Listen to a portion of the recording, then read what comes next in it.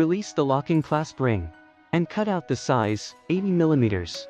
Insert the product in the cutout hole and lock clasp ring tightly. To install the cable, locate the 2 screws and unscrew them. Remove the plastic 4-way manual retractor. Then, insert your cables into the cable slots. After inserting the cables, tighten the screws on the retractor. Pull out the cable to the desired length for use. You can use all 4 cables simultaneously without any disruption. Insert the wire manually back to its position when not in use. Available in black and white color.